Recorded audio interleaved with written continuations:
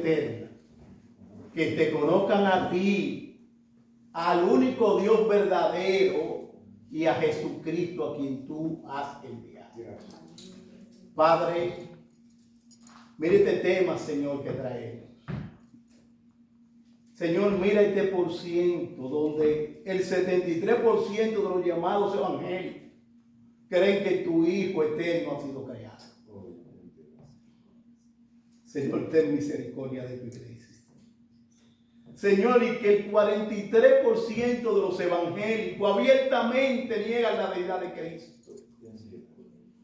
Señor, yo te ruego que en un tema tan importante como este, tu Espíritu Santo traiga claridad. Señor, es una pregunta demasiado importante. Depende de vida eterna y condenación eterna. Así que te rogamos, Espíritu Santo, que por medio de este sermón, tú aclares si hay alguna duda, Dios, o si alguien va a oír este sermón, Señor, que tú le des claridad sobre la persona más importante, que es la gloria de tu Hijo amado Jesucristo. Señor, ayúdanos, cada uno de nosotros, a entender esto para la gloria de tu nombre. En el nombre de Jesús. Amén. Amén. Nuestro tema es la autoridad de Jesús y el nuevo templo. Yo voy a leer el texto. Juan 2, versículo 12, versículo 22. Yo quiero que también sentados ustedes aquí, ahí abran la palabra de Dios para que todos tengamos el texto y podamos saborearlo. Como decía nuestro pastor ayer. Muy motivado. Dios te está ayudando. Yo quería saltar, pero tenía que quedarme en la puerta. Gloria a Dios, que Dios te esté usando, pastor. Entonces lo tienen todo. Juan 2, versículos del 12 al 22. Leemos la bendita, sagrada, infalible, inerrante y toda suficiente palabra de Dios. Después de esto descendieron a Capernaúm, él, su madre, sus hermanos y sus discípulos. Y estuvieron allí no muchos días. Estaba cerca la Pascua de los judíos. Y subió Jesús a Jerusalén. Y halló en el templo a los que vendían bueyes, ovejas y palomas, y a los cambistas allí sentados. Y haciendo un azote de cuerdas, echó fuera del templo a todos, a las ovejas y a los bueyes, y esparció las monedas de los cambistas, y volcó las mesas. Y dijo a los que vendían palomas: quitad de aquí esto, y no hagáis de la casa de mi padre casa de mercado. Entonces se acordaron sus discípulos que está escrito: el celo de tu casa me consume. Y los judíos respondieron y le dijeron: ¿qué señal nos muestra ya que hace esto? Respondió Jesús y les dijo: destruí este templo y en 3 días lo levantaré. Dijeron luego los judíos: en 46 años fue edificado este templo y tú en 3 días lo levantarás. Mas él hablaba del templo de su cuerpo. Por tanto, cuando resucitó de entre los muertos, los discípulos se acordaron que había dicho esto. Bien importante esta palabra, ahora bien importante, sumamente importante. Y creyeron las escrituras y la palabra que Jesús había dicho. Bien importante, tengan en mente esa palabra. Y creyeron la escritura y la palabra que Jesús había dicho. Veamos nuestro contexto. Versículo 12 al 14. Vamos a leerlo nuevamente para ver la escena. Después de esto descendieron a Capernaúm, él, su madre, sus hermanos y sus discípulos. ¿Qué es después de esto? Bueno, en el contexto inmediato tenemos la boda de Canaán, pero uno pudiendo abrir un poquito el abanico o el círculo, podemos decir que después de esto está el testimonio de Juan el Bautista.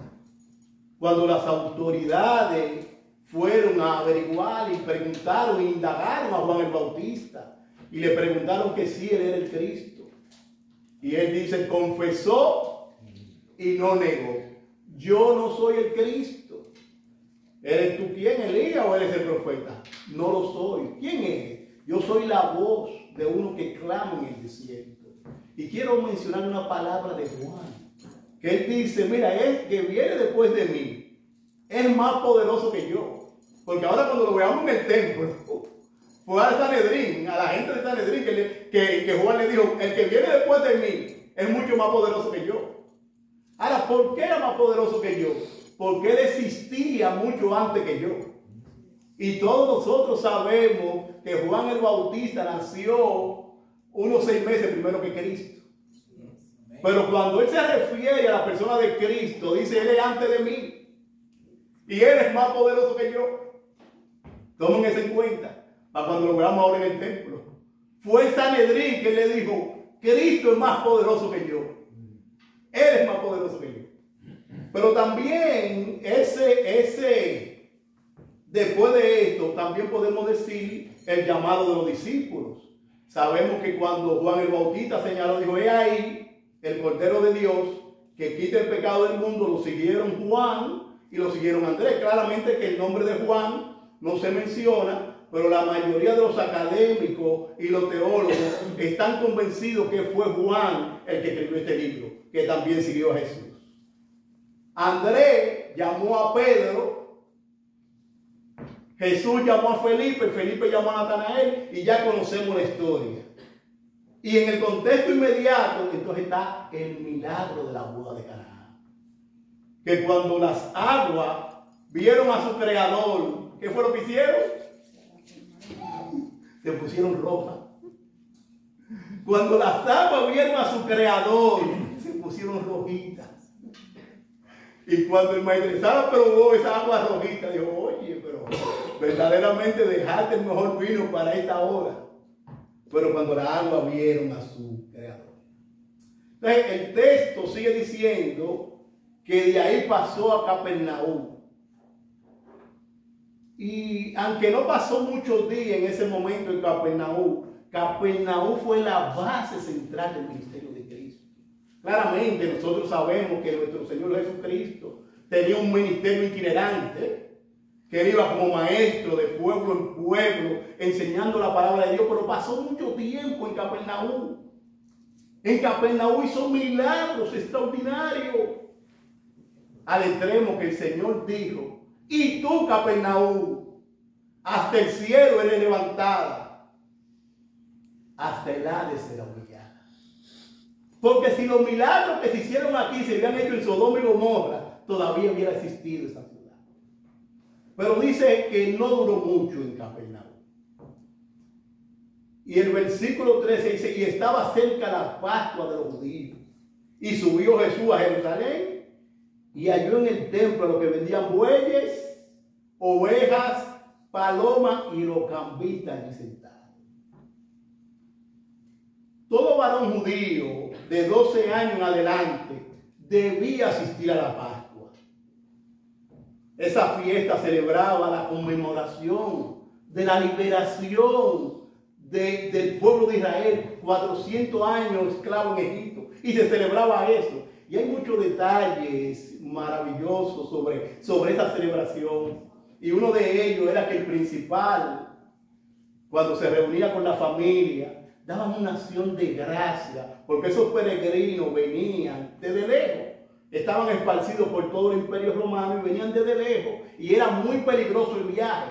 Pero cuando llegaban a Jerusalén, al templo, y se maravillaban del templo, porque era lo más alto, y ahí estaba la presencia del Señor, ellos se gozaban y empezaban como familia y daban acción de gracia. Adoraban a Dios, Señor, gracias porque estamos aquí en el lugar que tú has consagrado. Pero otro punto era también que cuando el hijo le preguntaba, papá, pero ¿por qué estamos comiendo estas hierbas amargas? Bueno, comemos eso porque recordamos que tuvimos 400 años en Egipto sufriendo y Dios nos libró. Entonces se cantaban himnos desde el Salmo 113 hasta el Salmo 118, y nosotros conocemos el Salmo 117, que dice: alabad a Jehová, naciones todas, pueblo todo, alabarle.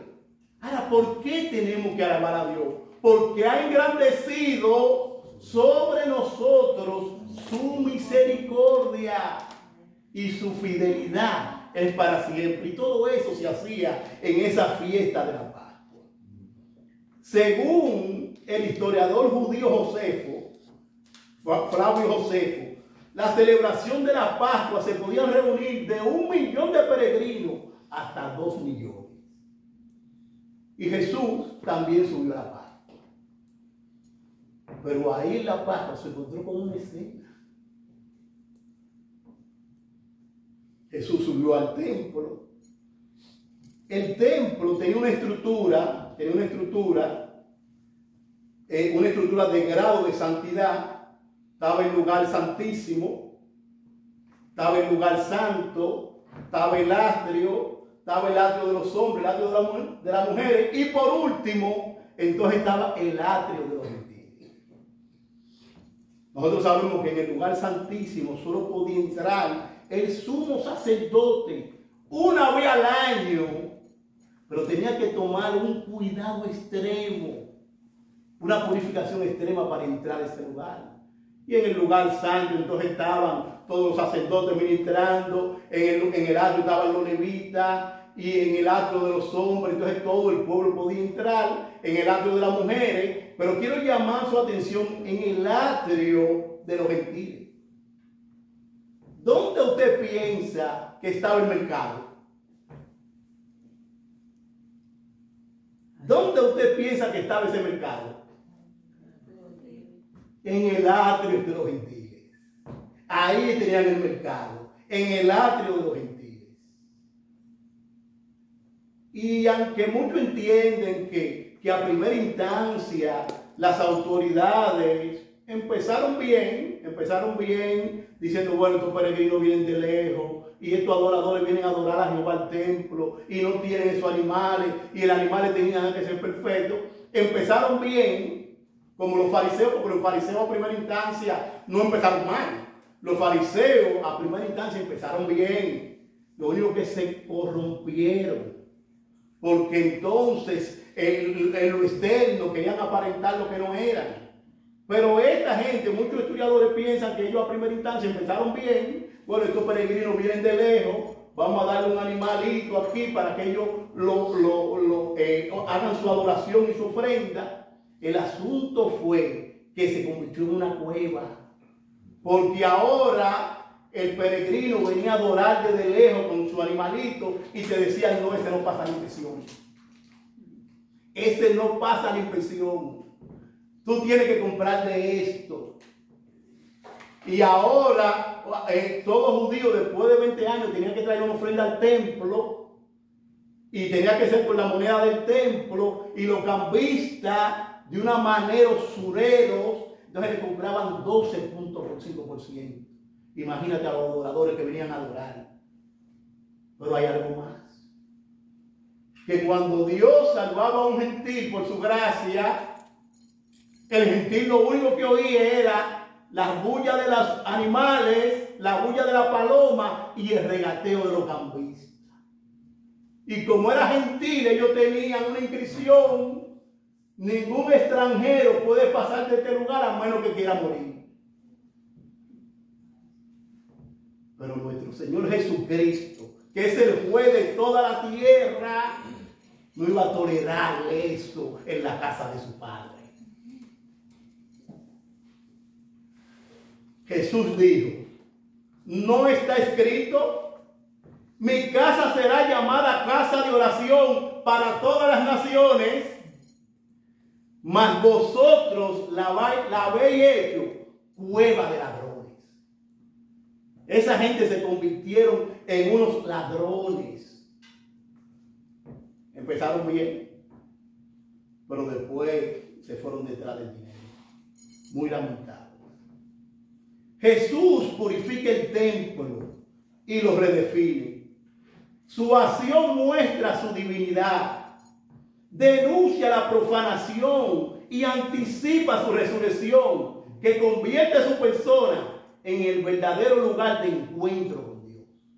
Déjame repetir esto. Jesús purifica el templo y lo redefine. Su acción muestra su divinidad, denuncia la profanación y anticipa su resurrección, que convierte a su persona en el verdadero lugar de encuentro con Dios. Veamos nuestro primer punto.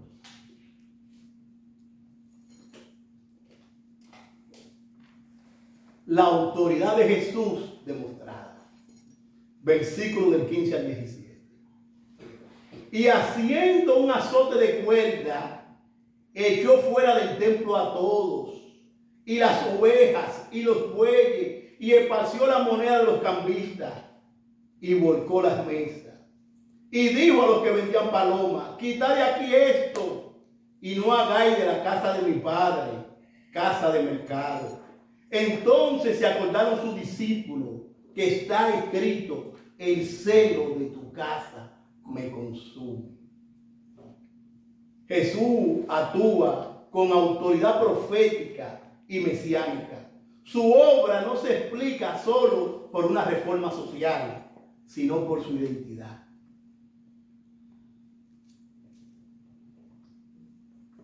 Malaquías 3, versículos de 1 a 5, dice así: he aquí, yo envío mi mensajero, el cual prepara el camino delante de mí. Ese es Juan el Bautista. Pero el texto sigue diciendo: y vendrá súbitamente a su templo el Señor, a quien vosotros buscáis, y al ángel del pacto, a quien deseáis vosotros. He aquí viene, ha dicho Jehová de los ejércitos. ¿Y quién podrá soportar el tiempo de su venida? ¿O quién podrá estar en pie cuando Él se manifieste? Porque Él es como fuego purificador y como jabón de lavadores. Y se sentará para afinar y limpiar la plata, porque limpiará a los hijos de Leví. Lo afinará como a oro y como a plata, y traerán a Jehová ofrenda en justicia. Y será grata a Jehová la ofrenda de Judá y de Jerusalén, como en los días pasados y como en los años antiguos. Y vendré a vosotros para juicio, y seré pronto testigo contra los hechiceros, adúlteros, contra los que juran mentira y los que defraudan en su salario al jornalero, a la viuda y al huérfano, y los que hacen injusticia al extranjero, no teniendo temor de mí, dice Jehová de los ejércitos. Lo que vemos en Cristo fue una profecía de Malaquías. Y es sorprendente como un solo hombre era desconocido en ese momento. Jesucristo entra al templo, coge un látigo y empieza a echar afuera a todos esos negociantes en el templo. Mano, eso fue algo extraordinario. Los bueyes, las ovejas, las monedas, las palomas, las mesas y los cambistas, todo eso en el suelo. Y saliendo todos esos hombres corriendo del templo a un solo hombre. Eso es sorprendente. La indignación de Jesús no es solamente contra la actividad comercial, sino contra el propósito sagrado del templo. Mi casa será llamada casa de oración, pero vosotros la habéis hecho cuevas de ladrones. Ningún gentil podía tener comunión con Dios con toda esa bulla y todo ese regateo. Y Cristo se indigna y echa fuera todo. Eso es una obra sorprendente. Y el texto dice: entonces se acordaron sus discípulos que está escrito: el celo de tu casa me consume. Dice R.C.H. Lesky, observa de una manera excelente. Dice: el Cristo severo y santo, el Mesías poderoso e indignado, el mensajero del pacto, sobre quien está escrito que purificará a los levitas y los refinará como se refina el oro y la plata, para que traigan al Señor ofrenda conforme a la justicia. No agrada a quienes solo quieren un Cristo suave y dulce.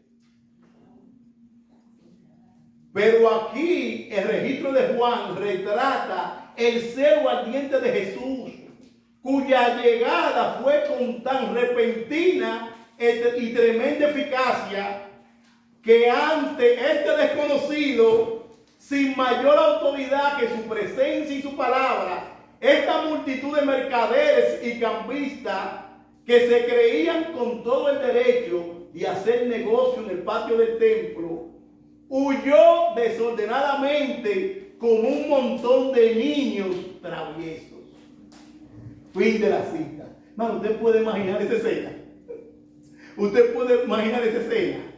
Cambistas, vendedores de animales, corriéndole a Cristo como niños traviesos.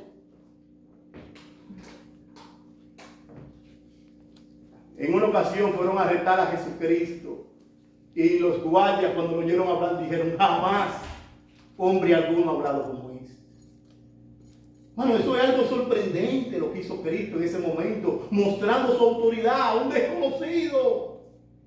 Huyeron como niños traviesos, todos esos animales, todo ese dinero volcado en las mesas. Y según el historiador judío Josefo, 1 millón de peregrinos mirando esa escena. ¿Qué hombre es este que puede hacer esto? ¿Quién es este que tiene ese poder para ese poder del Sanedrín y de los sumos sacerdotes hacer esto en el templo? La autoridad de Jesús demostrada. Ahora veamos nuestro segundo punto. La autoridad de Jesús señalada. Versículo del 18 al 21. Y los judíos respondieron y le dijeron: ¿qué señal nos muestra ya que hace esto? Respondió Jesús y le dijo: destruí este templo y en 3 días lo levantaré. Dijeron luego los judíos: en 46 años fue edificado este templo y tú en 3 días lo levantarás. Mas él hablaba del templo de su pueblo. Bueno, aquí estaban los guardias y el Sanedrín interrogando a Jesús. Y déjeme leerlo en la Biblia, Nueva Traducción Viviente. Oigan cómo lo dice la Nueva Traducción Viviente, de una manera excelente. Oigan cómo lo dice. Pero los líderes judíos exigieron: ¿qué estás haciendo? Si Dios te dio autoridad para hacer esto, muéstrale una señal milagrosa que lo compruebe. Jesús le dice: de acuerdo,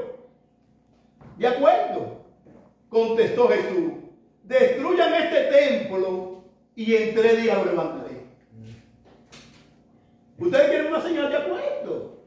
Yo sé que los judíos siempre están pidiendo señales y los griegos están buscando sabiduría. Ustedes quieren una señal, destruyan este templo y yo en 3 días lo levantaré. Ahora más, él hablaba del templo de su pueblo. La señal que le daría era mucho más grande que la simple reconstrucción de un edificio destruido. Era la señal de su propio cuerpo. Y en verdad ellos destruyeron el cuerpo de Cristo. Pero él a los 3 días se levantó. Amén. Los judíos siempre estaban buscando señales. Pablo posteriormente escribió: porque los judíos piden señales y los griegos buscan sabiduría, pero nosotros predicamos a Cristo crucificado. Para los judíos ciertamente trompezadero y para los gentiles locura, mas para los llamados, así judíos como griegos, Cristo, poder de Dios y sabiduría de Dios. En otra ocasión Jesús dijo: la generación mala y adúltera demanda señales, pero señal no le será dada, sino la señal del profeta Jonás. Porque como estuvo Jonás en el vientre del gran pez 3 días y 3 noches, así estará el Hijo del Hombre en el corazón de la tierra 3 días y 3 noches. ¿Ustedes quieren señal? Ustedes van a ver al Hijo del Hombre en una tumba 3 días y después lo van a ver resucitar. Y lo que leyó nuestro pastor, ¿tú sabes qué hicieron ellos? Le dieron dinero a los guardias y le dijeron, vamos a decir que vinieron tus discípulos cuando ustedes estaban durmiendo y se robaron el cuerpo. La pregunta es, ¿cómo supieron los discípulos si estaban durmiendo que se robaron el cuerpo? Una mentira. ¿Cómo lo supieron? Jesús le dice, ¿usted quiere una señal de acuerdo? Yo le voy a dar una señal. Destruyan este templo y en 3 días yo lo voy a levantar. La señal, la autoridad de Jesús señalada. Jesús anunció su muerte y su resurrección, señaló a eso. Y ahora veamos nuestro tercer punto. La autoridad de Jesús confirmada. La autoridad de Jesús demostrada, la autoridad de Jesús señalada. Ahora veamos la autoridad de Jesús confirmada, versículo 22. Por tanto, cuando resucitó de entre los muertos, sus discípulos se acordaron que había dicho esto y creyeron las escrituras y la palabra que Jesús había dicho. La resurrección confirma su autoridad y redefine la relación entre Dios y el hombre. Ya nosotros no tenemos que ir al templo de Jerusalén. Juan en Juan 4 habla de esa reunión que tuvo Cristo con la mujer samaritana. Mira, mujer, cree que la hora viene y la hora es, ni cuando en este monte ni en Jerusalén van a adorar, porque el Señor va a buscar adoradores que le adoren en espíritu y en verdad. El Señor redefine la relación ahora entre Dios y el hombre. Ya nosotros no tenemos que ir al templo. Ya donde hay 2 o 3 reunidos en su nombre, Él está aquí.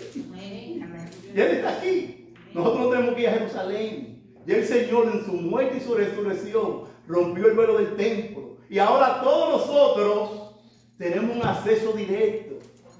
Antes había una inscripción en el templo de los gentiles. Había una inscripción que decía, ningún extranjero puede pasar de este lugar al menos que quiera morir.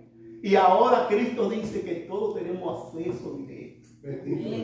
Todos tenemos un acceso directo a su presencia. Y podemos encontrar oportuno socorro en su presencia. Porque el velo del templo se rasgó en 2. Ahora todos tenemos acceso. Por su muerte y su resurrección. Ahora, esa palabrita me encanta, me encanta. Y creyeron las escrituras y la palabra que Jesús había dicho. Ahora yo quiero hacer una pregunta muy sólida. ¿Quién es Jesús? ¿Quién es Jesús? Iglesia bíblica, sola escritura, ¿quién es Jesús?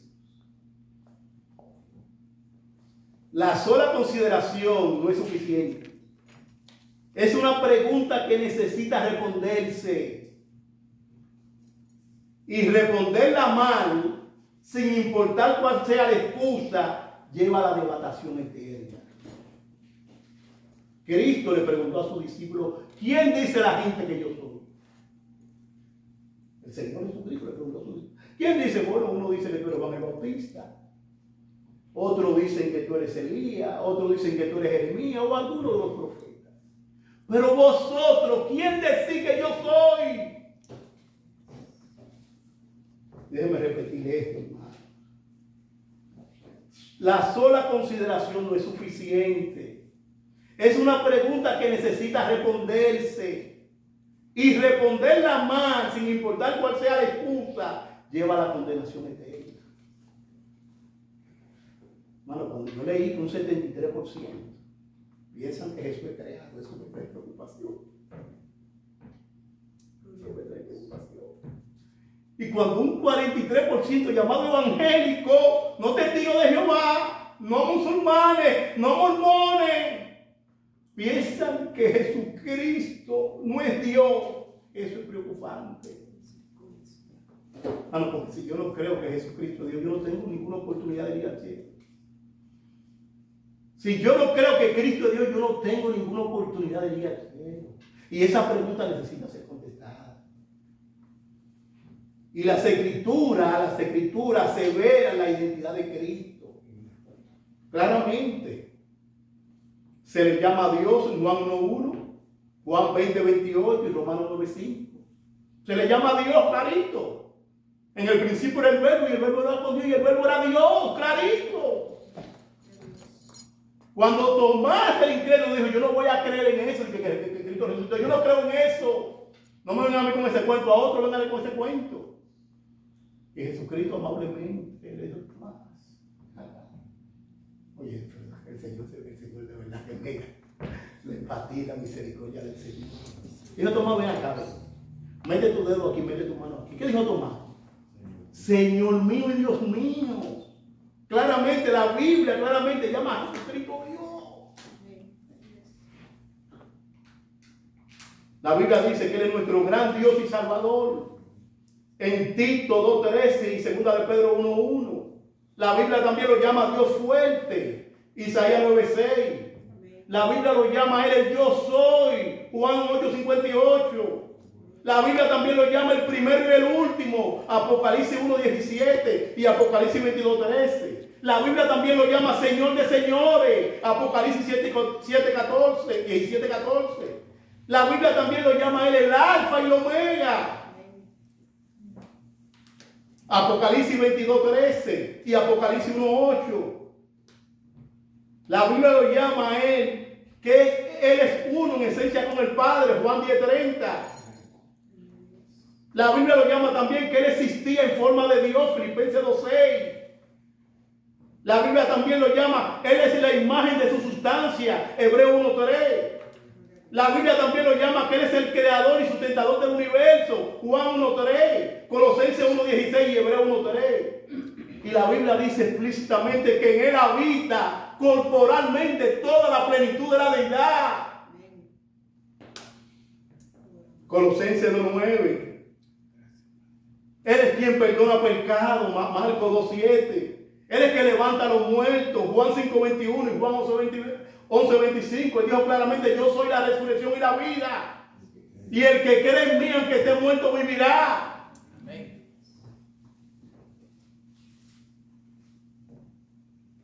Y Él, las escrituras dicen que Él recibe la adoración reservada solo para Dios. Como nuestro pastor nos dijo ahorita. Déjame leer ese texto, hermano. Déjame leer ese texto tan importante. Filipenses dice: por lo cual Dios también le exaltó hasta lo sumo y le dio un nombre que es sobre todo nombre, para que en el nombre de Jesús se doble toda rodilla de los que están en los cielos y en la tierra y debajo de la tierra, y toda lengua confiese que Jesucristo es el Señor, para la gloria de Dios. Amén.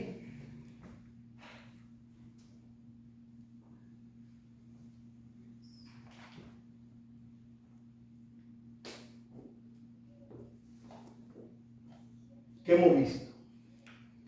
La autoridad de Jesús demostrada echó fuera a todos esos campistas y a todos esos negociantes del templo. La autoridad de Jesús señalada,